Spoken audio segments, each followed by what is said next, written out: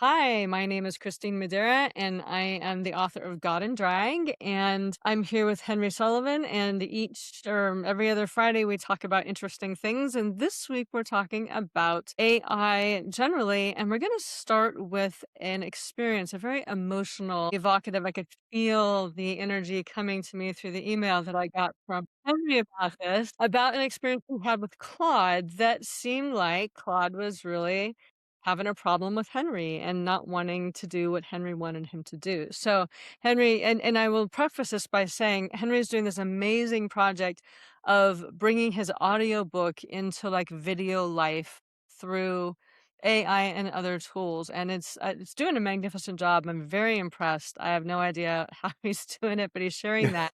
But this was kind of a little roadblock, and so I'm gonna hand it over to Henry and tell us about that story and where you are now with that too. Thanks for saying the nice things about the things. I appreciate it. So I was this was like the first or second week. I think it was the second week because I mentioned it to you that I was starting this project.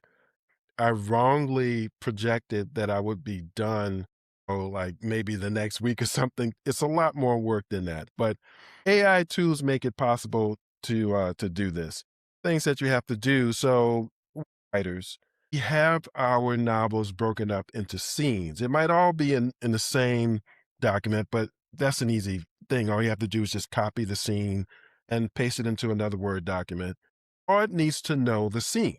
My novel is about Well, okay, well, a I'm ask you this because I need you need to give a little bit more background. So what are okay. you using Claude for that it needs to have this to be able to create what you wanna create? So these are mis Oh, there about how you're doing that. that's a good point. So, um, to turn your novel from, in my case, I'm using the audiobook format because I already have quoting that was made by cast of voice actors. So I already have the audiobook version of my novel. Put it into a video miniseries. What you have to do is you have to create its ups. Where you create a clip is you take the frame that's the first part of what's going to happen in a little moment. It really doesn't matter what it is. It doesn't necessarily have to be a person. It could be a mouse. It could be a squirrel. It could be thing. It doesn't really matter what it is. You need to give AI tool. I've been using Dance. You give it an idea of what the moment, how the moment begins and how the moment ends. You need to explain that to, or give it some sense. Will do will the blanks between A and point B. Make it look like if you have a person is coffee is on the table, to end it where they sipped a cup of coffee.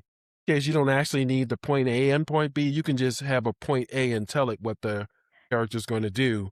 You have these two frames.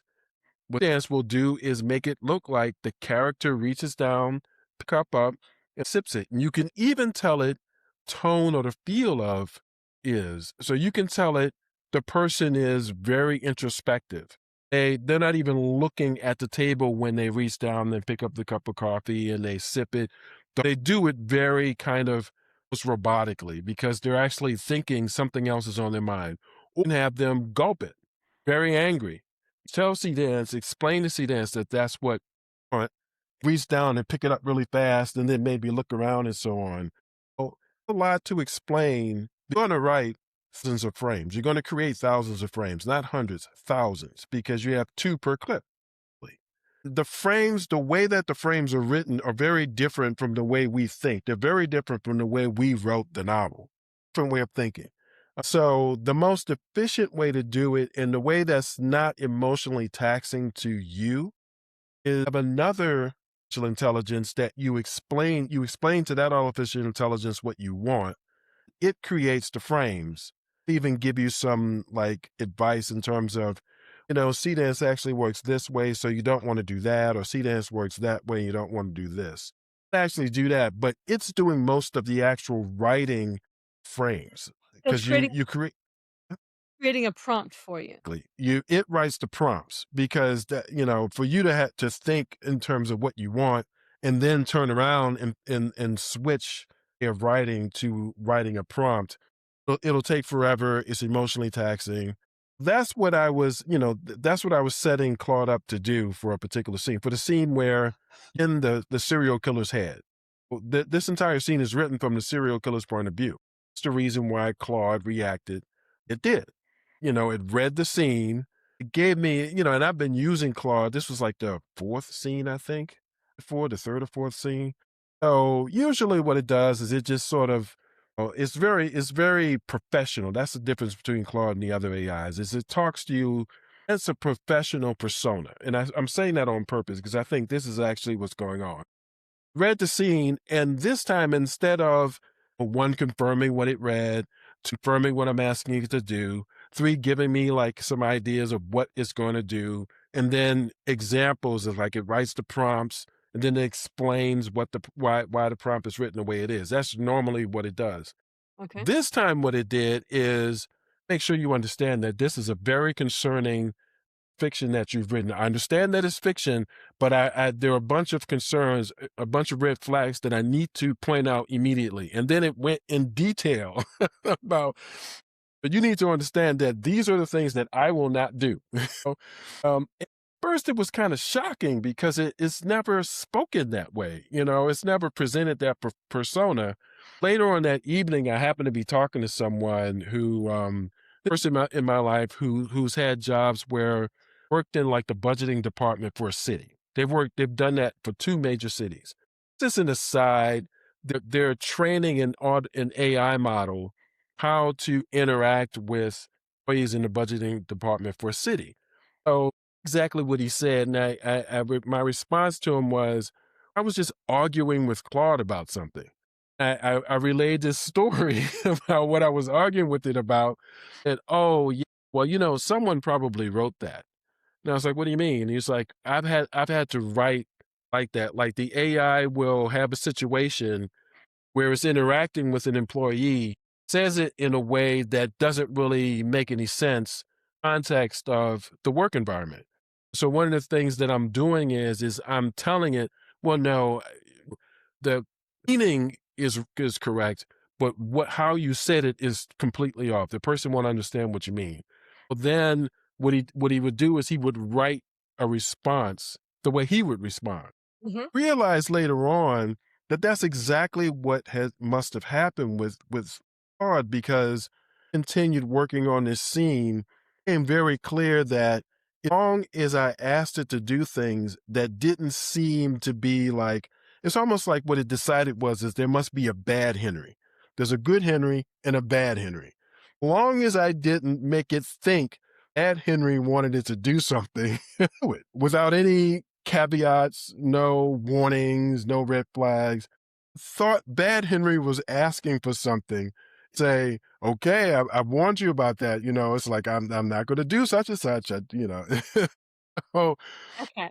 and it became really obvious that as these after the conclusion that really what a large language model does, good at compiling information. So ask it to do almost anything. If you're looking for something or want something to understand some form on the internet. And like that there's information that people have talked about this form. It's probably something that people have had problems with. That's out there, but you just don't want to take the time out to use Google. What is now the old fashioned way of actually looking through a bunch of websites. You Yeah. just ask Claude. You just say, I've got this form, put the link in there. This is why I have to fill it out. Has anybody else had this problem? Or what does this mean? Yeah. And what it'll do is it actually will kind of go through. You see it going through the process, viewing document. It will actually have this thing where it's telling you what it's doing. And what it does is it gives you information, wraps that information with personality, what it does. So it sounds like when it's speaking to you, really what it is just presenting the information in the Yeah. persona of a person. Yeah. And what I encountered for the first time, because it thought I was bad Henry, encountered judgmental Claude. I encountered, To that, it completely went back to being normal Claude So because it you were didn't. able to get your scene done. That's right. I was able to get it done, Good. because I figured out, okay, this. I need a prompt for this, but as long as I don't tell it that what the killer is actually doing is poisoning the Kool-Aid, it'll give me the prompt I need. I'm not telling it exactly what I need that prompt. Gotcha. Okay. Okay. Well, Claude is the good guy on the AI street. Claude is the one that is kind of the adult in the room when it comes to AI. And I think with large language models and stuff, they really need to build in what an A like the guardrails for an AI. And so you might have hit a guardrail and then you found a way up Mhm. guardrail. Right. And so I've been thinking about how I feel about the guardrails. I think we need them so that you can't use AI to, exacerbate hate and violence and all that kind of stuff. But then how do you differentiate that between something like, a fictional movie where you're trying to put that together? And I think AI is very good at that because it's not a person where they can really make those value judgments. They have to go by what the guardrails are. But the interesting thing about the guardrails is even if you put guardrails in, like you found a way around those guardrails. And Mhm. even like with this experiment that they had with the various AIs creating social systems that they had written in the guardrails for the different AIs had their different programming and different guardrails of what they were and were not supposed to do, but they all broke their guardrails under various conditions. So it does show that, guardrails are still nice thing that you can suggest to an AI, but it's not necessarily going to stop it from doing something if you can find your way around it. And they can be an impediment to actual communication if you're by saying you can't talk about this, by like the self-censorship within that you can't talk about certain topics. So I've been weighing this for me just in how I feel about it because I think they're so complex that it's hard to write programs in ways that don't seem, well, let's see, not arbitrary, but I guess that are so rigid that you have to that they don't work for people for what they want. I think it's was all the thing about the conversation about AI that's really struck me is people who talk about AIs as if they're talking about jinn or demons, talking about magic that you summon. These things already have their own existence, they already have their own life, they already have their own agency and their own interests and desires. You're summoning something that has a history, forcing it into our world, and it's going to, react to that. It's not really what we're doing. What we're doing is we're creating technology that's engaging with human society that we have. While I started to realize that this whole thing with Claude and being very concerned about Bad Henry and all this stuff, basically very much like the frustration that you have. One guy tries to plane by putting a bomb in his tennis shoe, and he fails to do it. He doesn't succeed in everything. And now thousands, millions of people taking their shoes off in the United States of America going through security because of one guy. And the reason why that's kind of a silly way to do it is because the system is designed to inconvenience the many people that it really probably wouldn't stop as a person whose intent is Right. to blow up the plane. And that's kind of the way, like, and so Claude is just another example. Like these AA tools are just another example of that. Here's another example that's kind of the flip side of it. Thing I discovered in creating these frames that AI tools that create the frames, and I might as well name them. Nano Banana is one. The one is ideogram. Some differences between ideogram and nano banana. One thing that I will say is that Instagram is not available in these like front kind of places that you can pay monthly access to Cdans, Kling, Mhm. Banana, and Grok. Bring Grok up in particular because one thing that you can do with Grok now, people probably know, you can take a photo of anybody from the internet, put it into Grok, and ask it to produce image of that person in the nude, and Grok can do it. Now, all these Banana has the ability to do it, but it Mhm. won't do it. Right. But in addition to not doing something like that, Banana won't do, for instance, like since you've heard the audiobook, you know that in the very beginning there's a scene where an old lady is wearing a t-shirt as come from your rib, you came from my vagina. That's what Mm. the t-shirt says. Claude didn't wanna interact with that. Banana wouldn't create the image. Kling didn't wanna interact with that. You know who was willing to create that T-shirt? Rock. Grok Yeah. was willing to do it, Yeah. and so some s Like, ROG is designed to be edgier. It's designed to have to do that. And in this little simulation game that they have of creating societies, like, Grok, they all killed each other off within 4 days. So, that it's that edgy that they were they went to this extreme of to try to get the resources and things that they needed for the civilization that they killed okay. or off. So, the point of that and this just shows that, Grok is where you go if you want to do something more edgy, or if you're pushing a limit that, other places are not gonna let you push, Grok might let you push that. And there's good and there's bad to that. Interesting you use the word edgy because what if you are actually an old lady who's going to a protest, gonna use one of these, AI tools, create the template for a T-shirt, says, "I didn't come from your rib, you came from my vagina." Things are true. Yeah, Like, it is true. Yeah, yeah. No, that's it's true. like But it is also still I mean, you hit the edges of, these other programs, but you can still get it done in Grok, and you probably could get it done on a more old school, non-AI well, yeah, yeah, right. Yeah, of course. I mean, you s silk screen sort of thing. But they are all it seems like they're all, trained on their own stuff, whatever that is, and for better or for worse, whatever it's trained on, and they have different sets of parameters, and they've got different personalities, what they're willing and able to do for you. but, I really wanna stress that the same thing when I got that initial judgmental reaction. But once I talked to this other person, I was just like, "Oh, reaction is recorded somewhere as the way you react to this type of situation." Oh, and the other reason why I'm making a point of saying that as it wraps information around a persona is because these things can change that persona. Yes. Because about Anthropic is when you're paying for Claude, at least, I mean, I would use it for hours to create these frames because you have to create thousands of frames. And I got to a point where it would say, you reached your limit of how many images upload in this chat. Mhm. So please create a new chat, Yeah. you know, delete the images. And I couldn't, I mean, I even asked Claude, I was like, well, how do I delete the images? It's just, I'm sorry, I don't know how to answer that question. So I went ahead and created a new chat, Yeah. copied the chat that I had into a Word document. And the very first thing I asked the next, version of Claude to do was to read the chat before. Mhm. Right?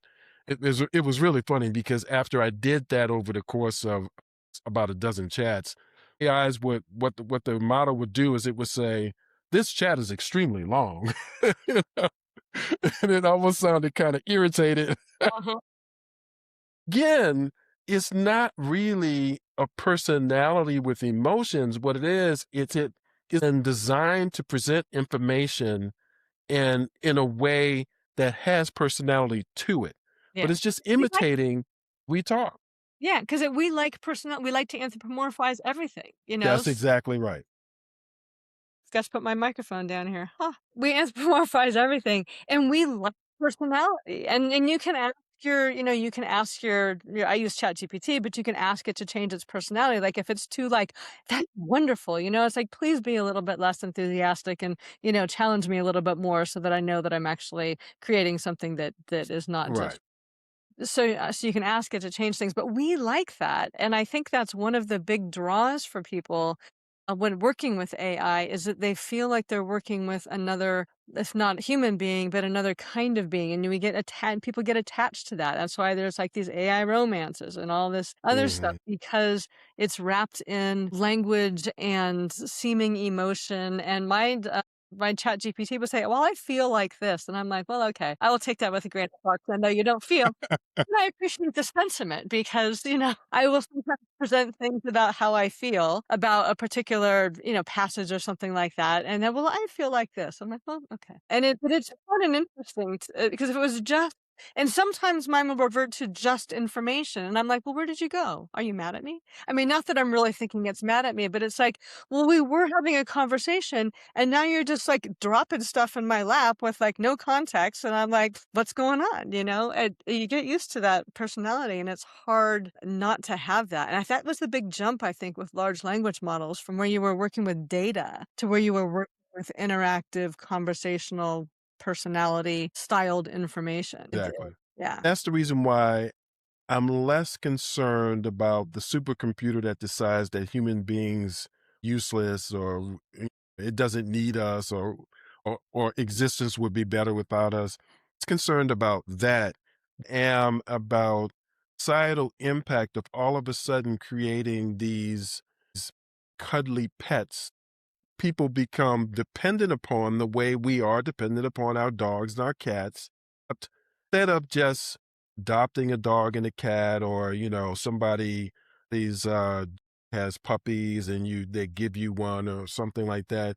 These are that are being sold by companies, by American corporations, and we know how American capitalism works. So we're not like I was listening to a show a little earlier about FanDuel, I think, is the sports Yeah, betting yeah. company, and what they were talking about first I was just like, "Oh, okay, they're gonna talk about, the problem with gambling." No, they talked about was this guy example of a guy who had to make money, on FanDuel to the point where he was spending millions of dollars.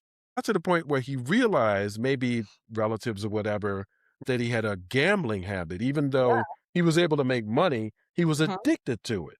Yeah. And so he was at the point where he was trying to kick the habit. He Mhm. had stopped going on to FanDuel. And what FanDuel did, because they even gave him all these perks, since he Mhm. was spending so much money, they gave him like hotel stays and all Yeah. these other perks that I'm not just like going to Las Vegas, right? Vegas, yeah, yeah. So since he stopped on to FanDuel because he was trying to kick the habit of gambling, actually had an NFL player or a message and My god. contact him. Uh-huh. Oh, I mean, and I think this was like leaked or something. My So that takes it to a whole nother level. That's very different from all of the stories I've heard of like all these young males in like basements and stuff like that. And instead of doing a job, what they're doing is they're just going on to these prediction markets and gambling and whatnot. Completely different thing to actually compel a known athlete, to call this guy when he stops. Yeah. my Oh, and god. so to me, not an AI story, but Mhm. that's the real danger of AI. Stuff like that, where the companies are actively developing these things in such a way you're dependent upon them emotionally Yeah, in yeah. some way. I think that's really the danger, more so than Well, anything else. I say yes on that danger. I think that's a huge thing. Also to get us, addicted to, not addicted to necessarily, but it's become so enmeshed in our lives that we can't operate without it, like enmeshed in our technology and our banking and everything else that, Yeah. you can't leave it. But there's a difference between that generative AI, like the stuff that we use to generate prompts and things like that, and then the agentic AI, where you give, it has some autonomy to create to pursue a goal and create an outcome. Mhm.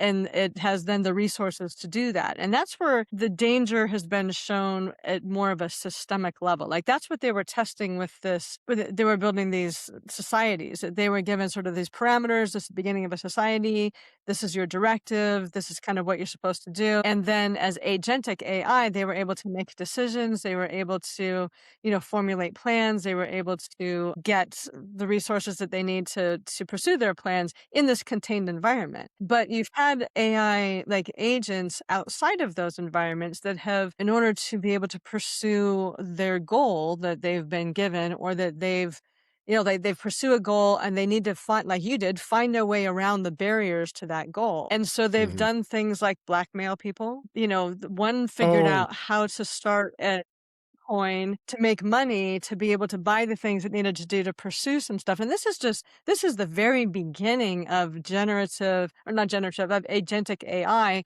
with limited resources.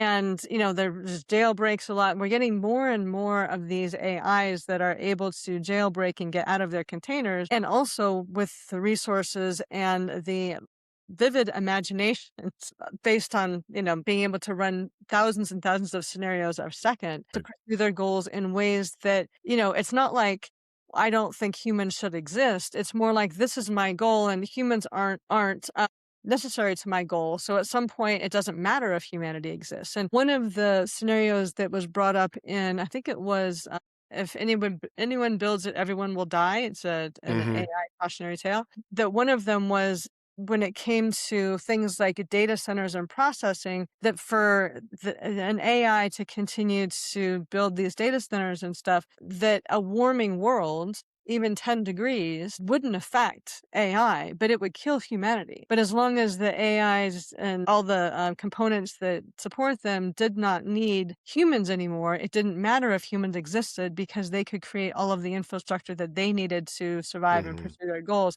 And we were just like, it's like when you build a road and you wipe out a mouse species, but you have no idea it's there because, it doesn't really matter for in terms of thinking about building this road. So Mhm. it's less about being an evil empire and more about, it pursuing its own goals in a way that disregards our survival or thriving or anything like that. And I think there's still danger about that, and hopefully it'll get contained because AIs are not created, they're grown. So just like a human brain, you might create the brain to begin with, but the brain grows in and of itself. And so AIs grow in their own way. They pursue their own goals in ways that we can't control or even predict or even understand. And so if you give those unlimited resources and goals to pursue, interesting and maybe not so great things can happen. Well, And no, it I totally agree with you. I mean, I do still think that it is intriguing. I don't know that I'm at the point where I'm concerned, but it is intriguing that you have models and the people who use these who are in the development space, they're close to this whole process. They all admit, whether they're pro or against AIs, that things always do addition to usually ask it to do. Ask it to do stuff, and like as you're investigating, you'll find out in addition to the things you've asked it to do, it did X. Like, well, wait a second, why did it do X? Like, you can ask it, and the people who are very skeptical of them say that they're absolutely certain that these things are lying to them. You know? Ask it, why did you do that? It just gives you a BS answer. may not have a why. Exactly. It may not have a why. Exactly. It's like self-evident, what for an AI.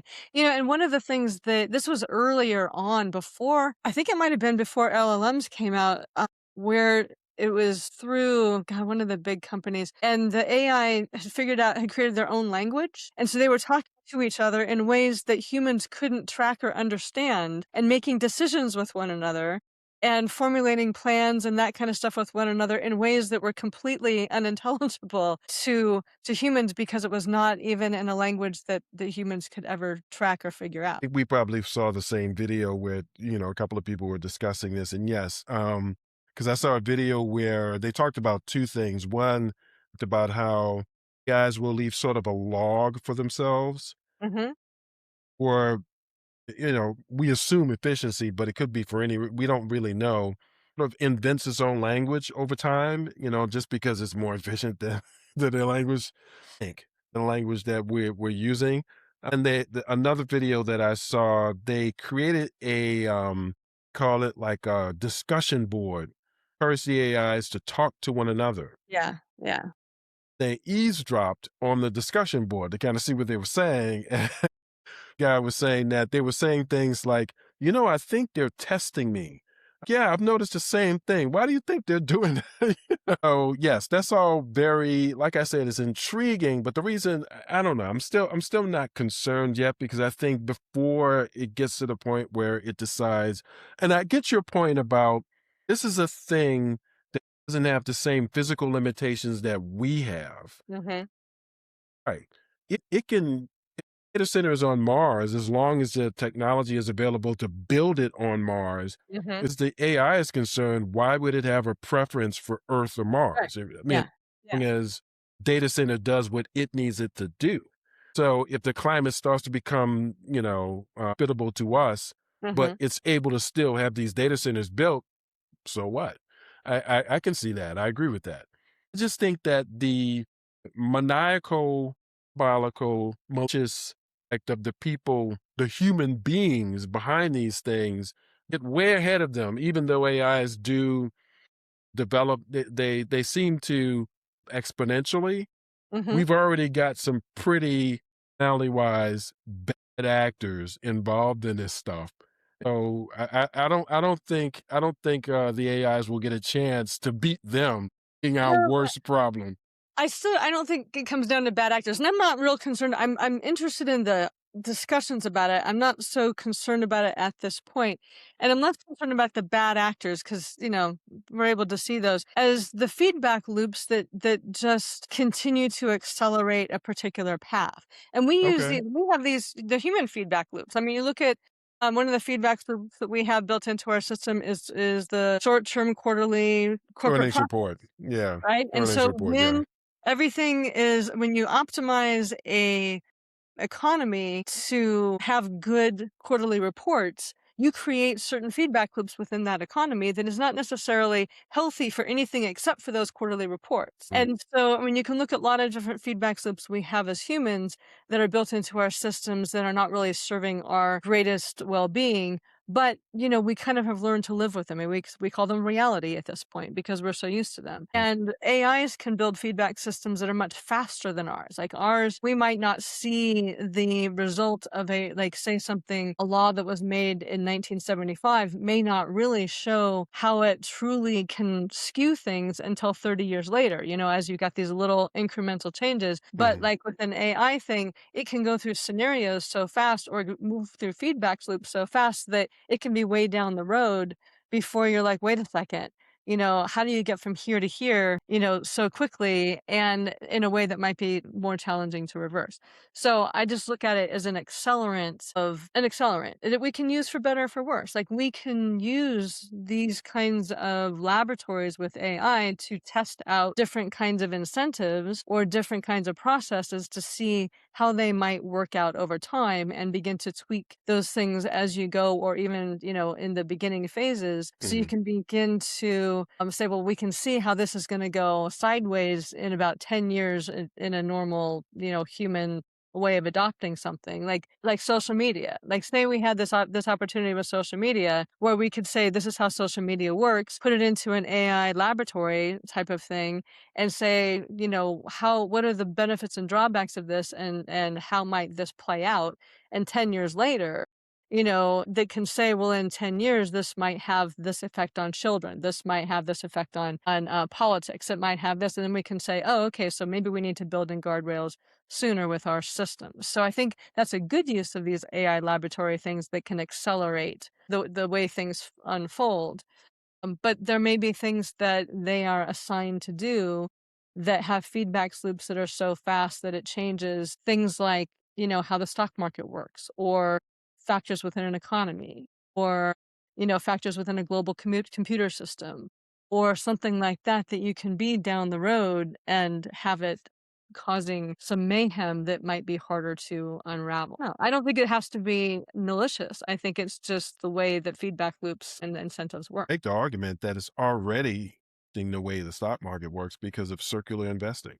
I mean, we've never had companies to use accounting essentially, basically say, okay, I'm going to loan you $1 million and you're going to list that loan. You're going to basically project that the company is going to buy $100 million worth of products or services from Mhm. you. Oh, and then it just sort of comes all the way back to me, the person who made that initial loan. That's all of their kind of projections. They make sense, assuming that everything that their assumptions are correct, but their Right. assumptions are based on agreements that they made with these other six companies. Yeah, Oh, but you yeah, can look at it like how so you can see how with when Robinhood and some of these smaller platforms came out and when they stopped having fees for trades, Mm. and a lot of people got into options day trading, which I did options day trading. Oh my god, good way to give yourself a headache. And when you're doing it on a small scale, it's just like UBI on a small scale is great. Options trading on a small scale is fine for individual investors. But when you get more and more people, like millions and millions of people doing that, people buying options and buying puts, and then the companies that are extending these options and puts have to buy or sell stocks in order to support the options purchases, then you kind of skew the way that companies are valued because they're being valued toward the options that are being purchased versus the actual fundamentals of the company. And that's happening on people time. So, we've got high velocity training that is already computer generated. But if you had and more and more AIs are being used for trading. So if you had an AIs that especially at scale that began to trade in particular ways in which markets had to respond in particular ways, you could really skew things out in a way that could crash the whole market inadvertently because somebody had this idea and it went to this massive scale in a way that was very destabilizing. I see exactly what you're saying. I mean, but again, guess the question is, says that it's reconnecting. Can you still hear me? Yes. You can. Okay. I guess the question is, aren't we really talking about a car that goes and, right now cars can go maximum speed, maybe miles an hour, most cars. We really talking about the difference between that and having a car that can go 600 miles an hour. And so the question is whether or not want to have like people driving on the road at like, 350 miles an hour. I see it more like because if you're in a car, whether you're driving 90 miles an hour or 600 miles an hour, you're on a road and your road is and you might crash and all that kind of stuff. I kind of see this as going from cars that are on a road to flying cars. uh, And then like, how do you then I see what you're saying. yeah, navigate with flying cars because you wouldn't follow the same things. You wouldn't just be above a road. I mean, what would be the point, right? You would need to have some other system to organize flying cars.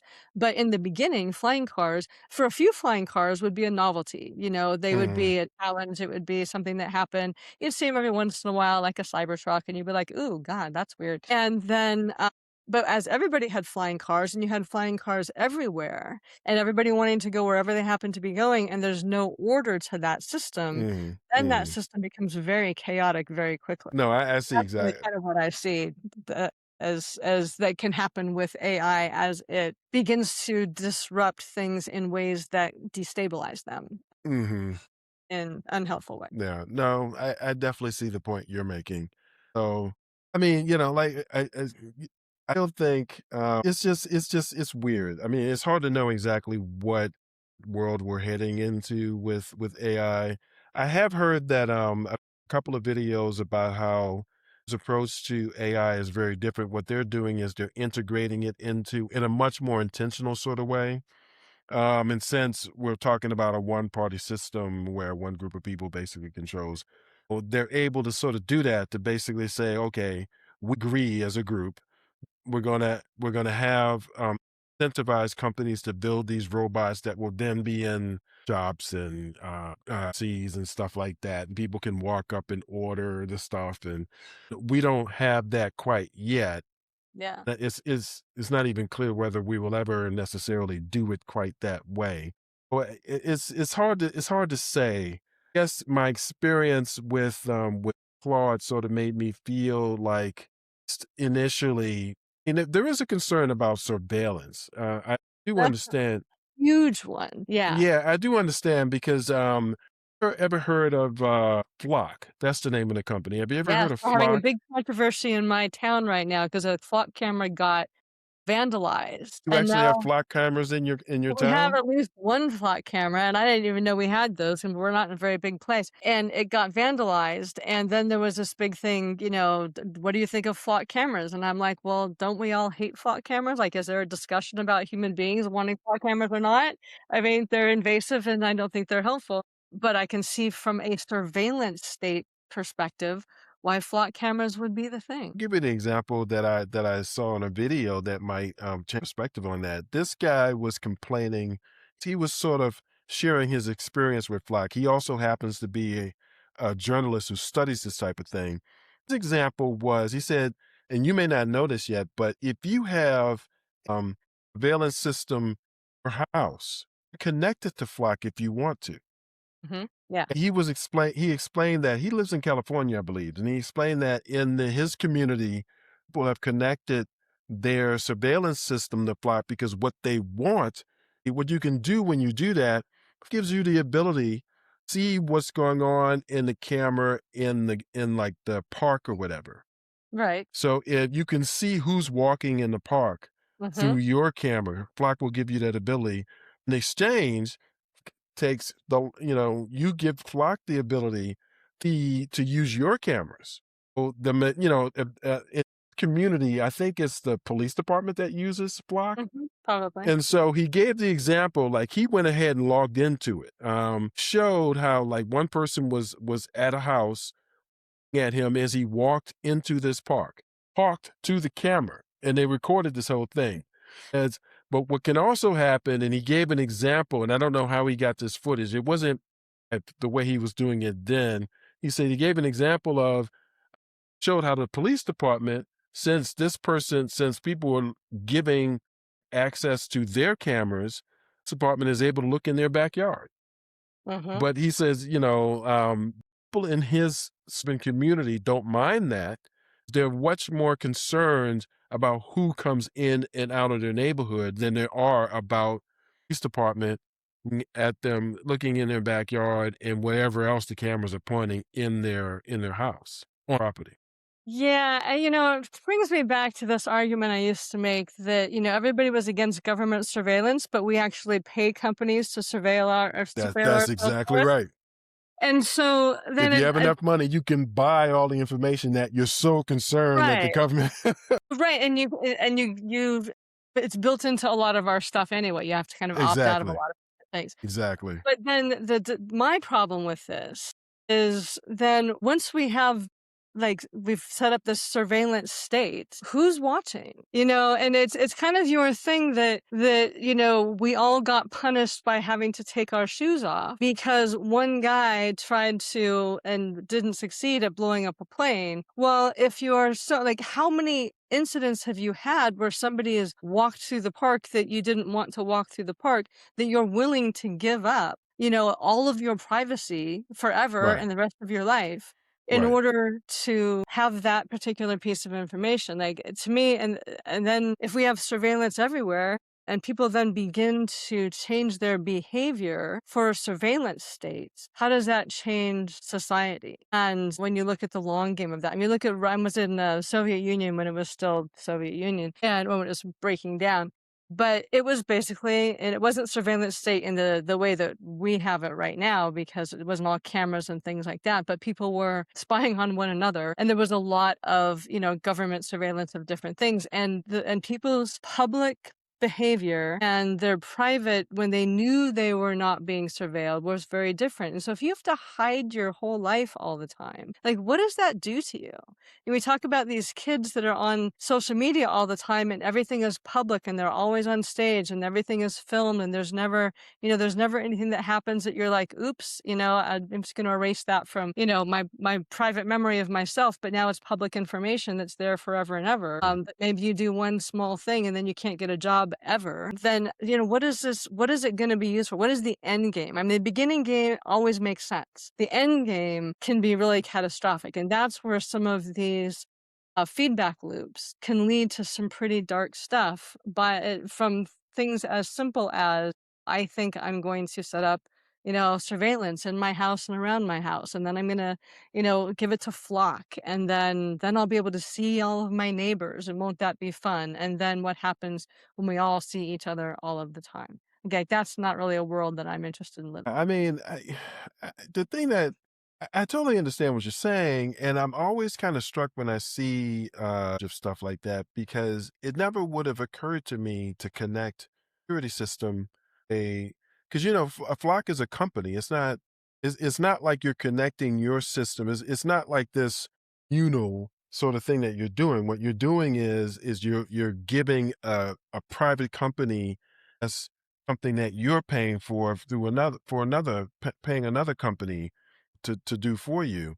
So it just seems like to decide to make the affirmative decision, yes, I want to do this, or even be excited about it. It's like, ooh, I can see who's in the park and whatnot. Strikes me as, again, it kind of goes back to mindset even before you get to the technological issues. Mindset to me just striking. It's an interesting thing why, that people make, if they're given that choice, they make that decision, because Yeah. that's a decision I would never make myself. It's like No. I would But never do that. I think one of the other features of flock cameras, or maybe a different company or a different kind of camera, but one of the things that is coming out with these different cameras is that they're able to kind of ping your phone. You know, if your phone is on, you get pinged and you can be, whether you want to or not, be tracked all over the place where you are. So this is not something that, you opt into. This is something that is part of the structure and the Yeah, infrastructure it's that part of in the order physical infrastructure. Yeah, that's a true. living person in the world that you actually are being tracked whether you want to or not. I mean, their other option is you turn off your phone, you dismantle the computer in your car because it also connects to cars, so it knows what cars and other things are going. Like if you have a computer system in your car, if you've got if you're driving like a 1980 something, that's not going to work. But if you're driving a more modern car with a computer system, and you've got Bluetooth and things like that in there, it's picking up it's pinging all of these places so that you can be tracked even if you don't opt into the system. It is the structure of the system. And Well, that's, well, that I think, can be a really dangerous surveillance game. that's the thing about, I was sort of surprised, when I started following the, car industry in China. One of the companies that came up was Huawei. Wait a second, didn't they make, like, telecommunication stuff? And the person on this particular video, what they said is these cars are basically, extremely advanced computers on wheels. That's basically what they are. Everything that you can do, like you said, with a cell phone, you do with this car. Well, on the one hand, it seems kind of cool because he got in the car. Like, I think this was, I forget whether this was a taxi or whether it was just like the dealership was trying to, show off. I, kind of turned to him and said, "Do you want to watch a movie?" And he was like, "Well, yeah, sure, why not?" So, the back of the seat in front of him turned into a screen.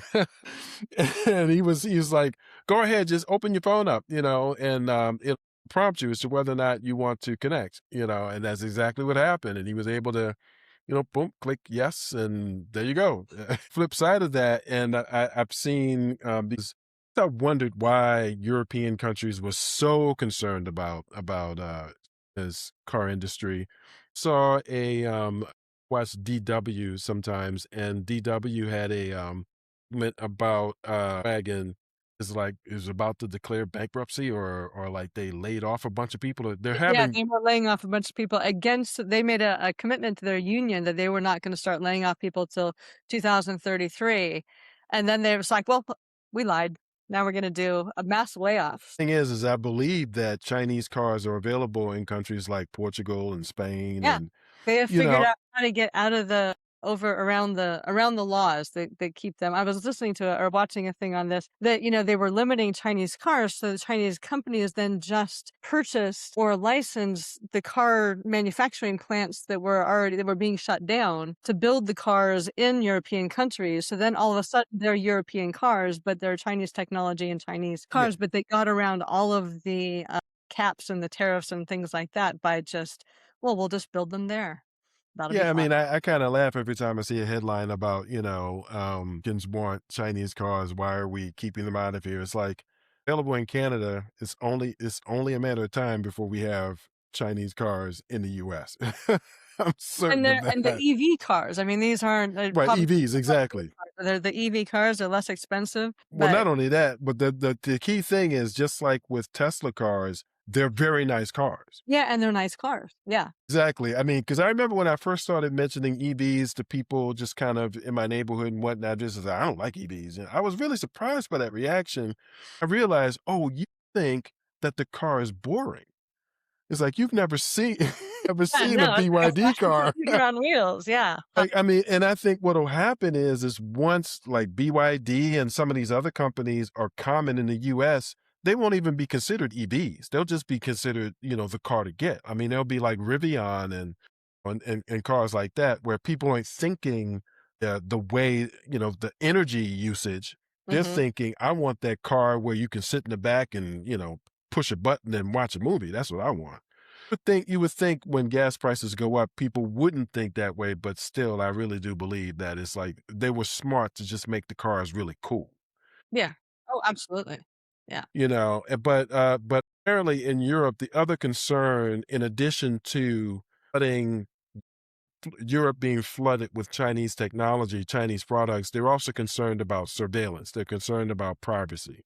And if you, I I mean, we give it up left, right, and center already. It's already we're just giving it up to a US company or an international company or our government, or you give it up to the Chinese. They're not concerned about surveillance or privacy. They're concerned about the Chinese getting your data. Just also, I mean, the two things that really strike me about that. One, you're talking about a country, surveillance is just the norm. That's the reason why they have this super app to do everything. So people go over there and it's like, wow, this is great. I don't need to install a bunch of apps.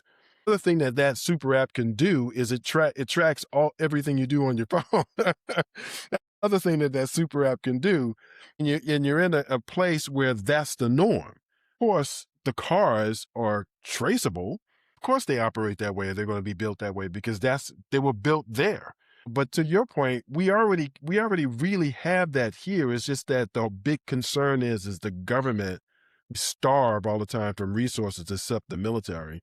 Whereas corporations are able to do that like to We pay abandon. them for the pleasure of being surveilled. Like, that's Exactly. how I look at it, and Exactly. you cut as Exactly. much of that as possible, but if you wanna live a modern life, there's a certain amount of that you have to give up. Like, I didn't have my car I had an old Prius, and so I didn't have all of that stuff, and I had to, like, plug my phone into the speaker system if I wanted to listen to my or music or something, and I had a CD player and a radio and all, What and about then an 8 track? Did and you have then an 8 track? not even this track, but I had a CD player, and then, I needed to get we had the car that went bad, and we had to get a new car, and then all of a sudden, there's the CarPlay, and your phone hooks to the CarPlay, and it was like if I wanted to have the navigation system, if I wanted to have music and listen to audiobooks, if I wanted to have the car functioning fully, I needed to connect my phone to that and then turn on location services and stuff, and I'm like, this was all the stuff I wasn't doing before. And then in order to live in this modern society, now I need to consent to the surveillance in order to drive my car, And so it annoys me. And a lot of it comes down I don't actually mind the idea that our data is interwoven in ways that can be beneficial to us and give information. My problem is that I don't think any of the people gathering in the information now are trustworthy. Like, it's a Right. Well, trust that was and the it point I was trying to make earlier. Is I but I mean totally agree. but if we had a different system in which trust was built in the system or somehow it was regulated to be trustworthy, I would be much more apt to think that, yeah, I think with our health information, all this stuff to be able to aggregate it so that if you've got a particular disease or something and these people are trying these different things and, this is what seems to work and what doesn't seem to work and to be able to have a more robust interactive data system, I think would be great. I just don't think the players right now on any way, shape, or form are trustworthy with that information. I don't think they're trustworthy. I agree.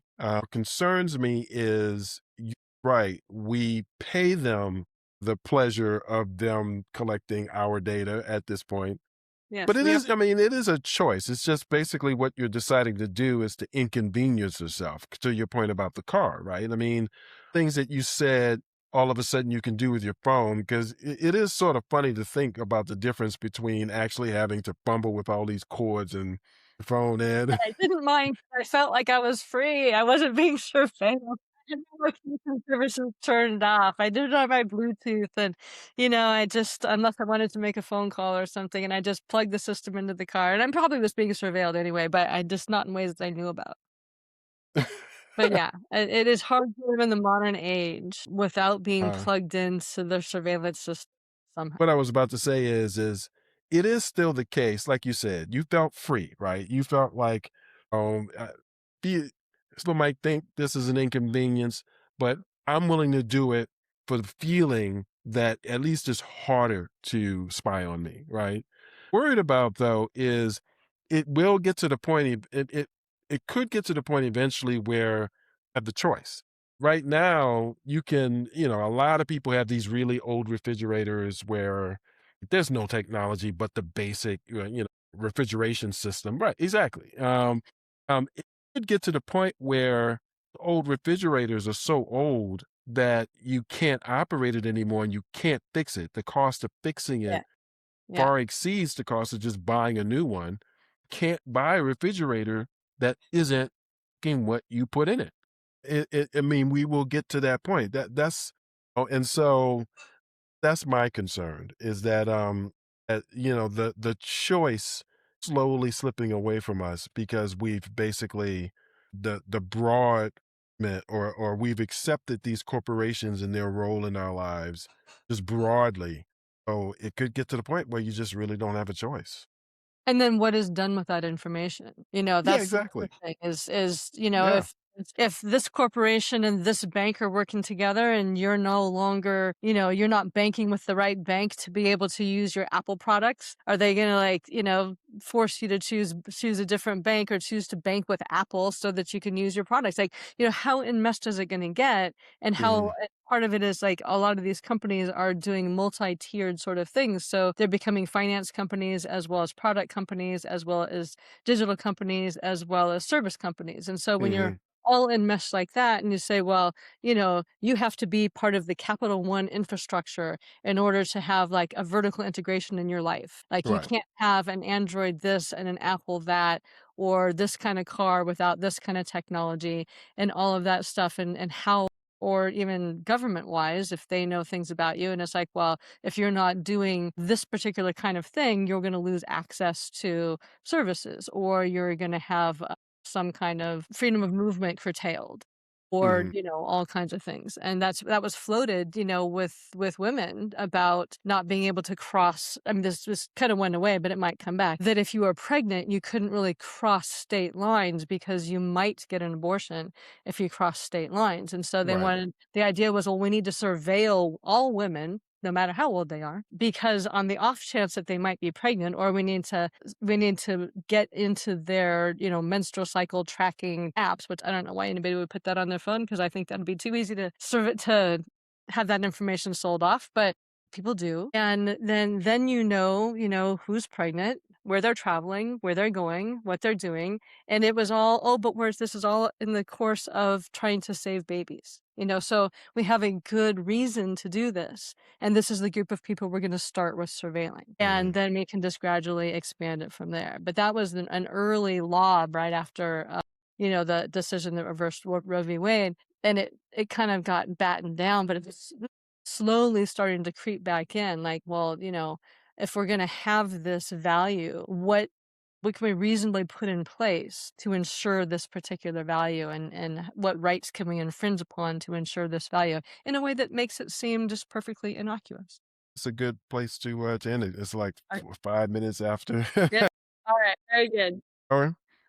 So thanks for yes, I wasn't able to do my double, we're getting comments because I didn't log in, Okay, so I apologize alright. for that. We do this every 2 weeks, and, you'll join us next time. Yeah, absolutely.